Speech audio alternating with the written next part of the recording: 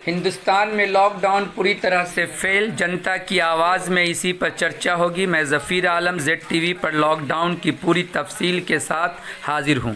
Lock down یا curfew اسی وقت لگایا جاتا ہے جب ملک یا شہر کی صورتحال بہت زیادہ خراب ہوتی ہے۔ ہیلتھ ڈپارٹمنٹ کی ایڈوائزری میں مڈل آف مارچ میں کہا جاتا ہے کہ انڈیا میں کوئی بھی ہیلتھ تھریٹ نہیں ہے۔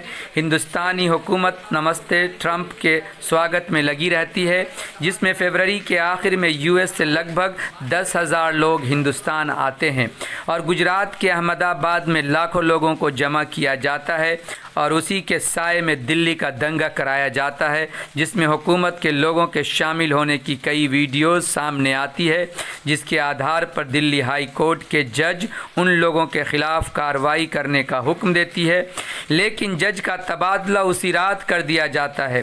دلی جلتی رہتی ہے، لیکن حکومتیں اور دلی پولیس کان میں روئی ڈال کر سوئی رہتی ہے۔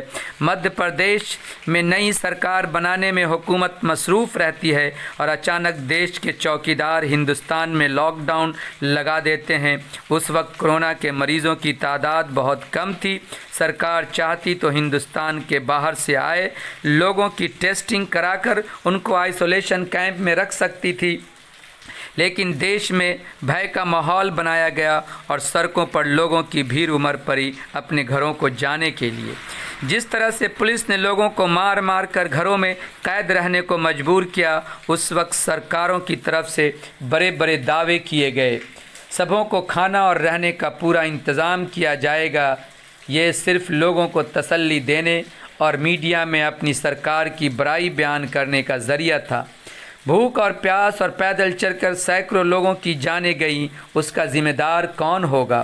اچانک سرکار شرمک اسپیشل ٹرین چلاتی ہے، اس میں سوشل ڈسٹینسنگ کا کوئی خیال نہیں رکھا جاتا ہے، مزدوروں سے ٹکٹ کے پیسے بھی لیے جاتے ہیں، لوگوں کو اپنے گھر پہنچنے میں کئی روز لگ جاتے ہیں۔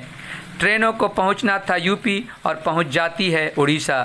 یہ ریلوے کا فیلیور کہا جائے گا۔ اس کی سزا ریلوے افسران کو ملنی چاہیے، لیکن مرتے ہیں مزدور۔ پر جیسے ہی مائیگرینٹ ورکر اپنے گھروں کو پہنچتے ہیں، ان لاک 1 شروع ہو جاتا ہے اور کورونا مریضوں کی تعداد میں اضافہ ہونا شروع ہو جاتا ہے، اور دیش کا چوکیدار اچانک کہتا ہے کہ اب ہمیں کورونا کے ساتھ ہی رہنا پڑے گا۔ یہ دیش کے ساتھ کیسا مذاق ہے؟ ہم دیش واسیوں کو اس پر منتھن کرنے اور سوشل ڈسٹینسنگ بنائے رکھنے کی ضرورت ہے۔ جے ہند۔